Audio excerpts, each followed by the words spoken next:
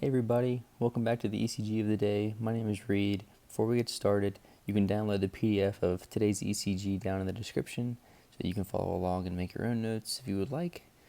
And don't forget to subscribe to the channel if you enjoy this content. So let's go ahead and jump into this. So the first thing I like to do is look at the forest and the trees of the forest where my QRS complex is. And I look maybe at lead 2 here, this rhythm strip, but any rhythm strip's okay. I just use this one, and you'll notice here, kind of right off the gate, is we've got this wide complex QRS. It seems to be very regular, and that regular wide complex rhythm goes all the way through the strip.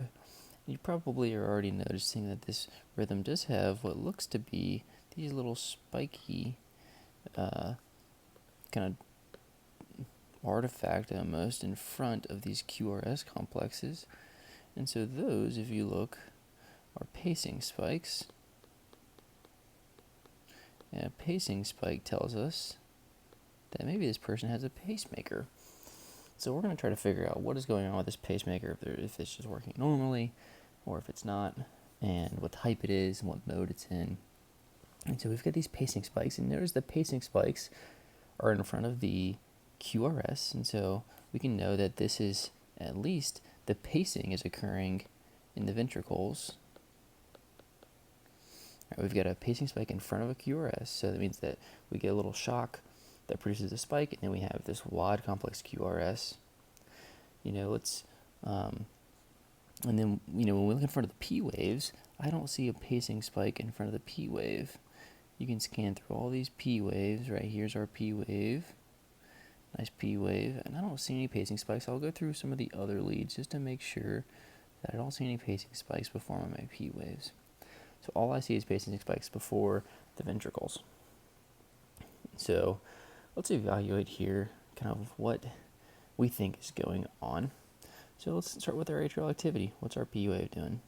And so I notice that there are P waves in front of every QRS. My P waves are upright in lead 1. They are upright in AVF. So that tells me that these P waves are sinus Ps. So this person is in a sinus rhythm.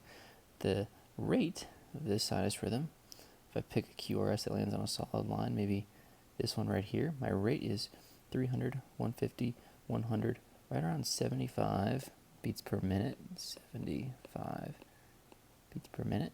So we've got a sinus rhythm at 75 beats per minute. And then I get to see, what is my AV node doing? Right, it's the next thing in the conduction system.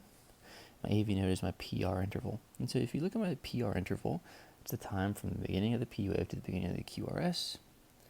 We'll pick maybe here in V1, we'll look at this PR interval. You can see my P wave is right there. QRS starts right there. My PR interval is exactly 200 milliseconds. And so some of you might say, well, okay, I thought the PR interval was the AV node function. Well, it is. In this case, though, this AV node, it appears to be not conducting the signal because this QRS is originating from a pacing spike. So this is not being passed through the ventricles through the AV node. This is actually evidence of a really well-functioning dual-chamber pacemaker. And I'll draw it out for you here in a second. So what do pacemakers that are dual chamber, how are they kind of situated in the heart? So if we look at this coronal view together, and I draw, say, my pacemakers over here, it's my pacemaker box in the chest wall, if you've ever seen one. And the pacemaker has 2 wires that come off of it. It's got this red wire here that goes all the way through the superior vena cava into the right atrium and down into the ventricles. And it sits right here in the ventricles. That's where that lead sits, in the inferior part of the ventricles. Then you have another lead, I'll draw it in blue, it goes through the same route, but then say it'll sit somewhere in the atria, right? And so this person has a dual chamber pacemaker, and they have their own intrinsic sinus rate. We saw they had their own good sinus P waves. And so what happens is, in this person, their sinus node is right here, and it fires off, and it depolarizes through the atria. When it depolarizes through the atria, this blue lead that is the atrial lead, is going to sense that wire has the ability to pick up this signal, and it senses that the atria just fired off. And whenever it does that, it becomes inhibited, because now it knows, oh, okay, I don't need to pace the atria because the atria have already just fired. And so that signal sends back to the pacemaker, and the pacemaker starts a timer. And the pacemaker says, in this case, after 200 milliseconds, so after 200 milliseconds, if my ventricular lead doesn't sense a QRS complex because of maybe an AV node block, I'm going to fire off.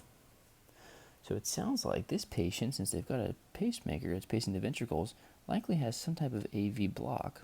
And that signal that is depolarized in green is unable to pass through the AV node. And after 200 milliseconds, this right ventricular lead, it senses, I still haven't gotten a QRS complex. I think it's time to pace. And so it fires off, and it creates this wide complex QRS.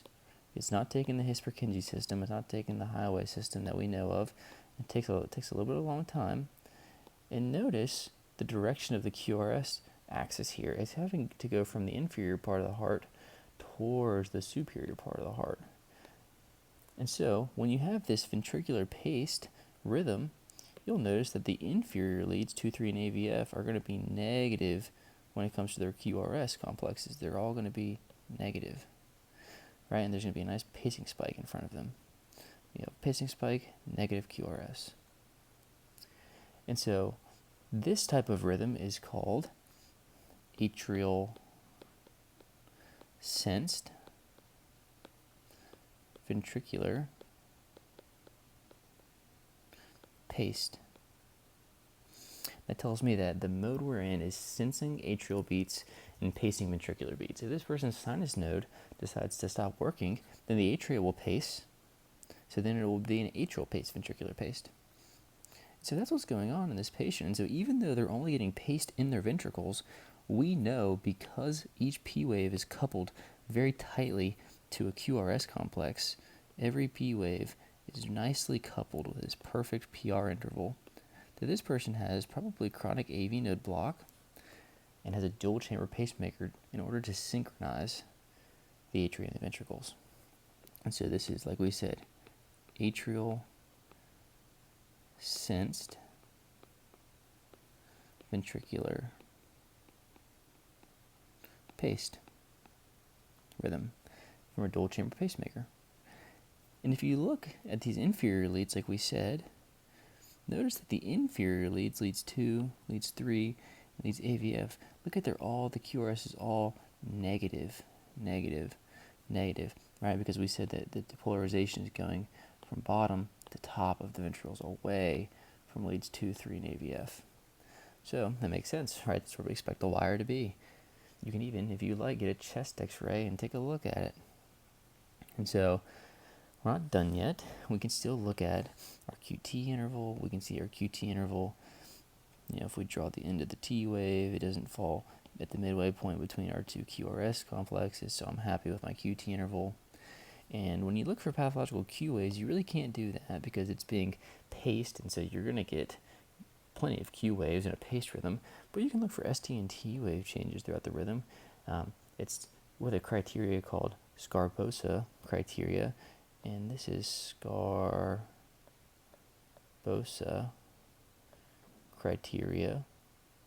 This is a set of criteria essentially that adapts the ST and T wave changes that you would expect to see in a paced rhythm, right? Because we know that the ST and T waves are from repolarization, and when you have aberrant ventricular conduction like this, you're also going to have aberrant repolarization abnormalities that you need to be able to predict, so that if this person's having an infarction, you can sense that.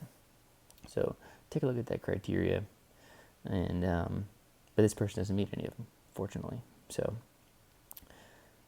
when we put this all together, this is an atrial sensed ventricular paced rhythm at 75 beats per minute, likely due to an AV node block.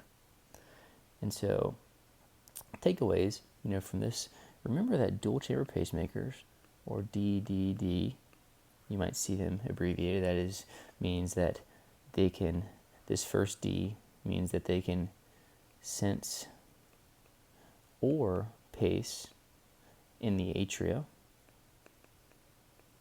right? Because we said the wire is either going to sense it or not, and it's going to pace or not, depending on that. It's either going to sense or pace in the ventricles. And so this is all going to just be a, and then, sorry, this D is essentially saying that it can either respond by being inhibited or stimulated based on what the first two letters are. So what I'm getting at is that these dual chamber pacemakers have the ability to really adapt to beat to the demand of this heart, and can make sure everything is synchronized for good hemodynamic stability. So I hope this helps. If you have any questions, throw them in the comments. If not, we'll see you tomorrow, and have a great day.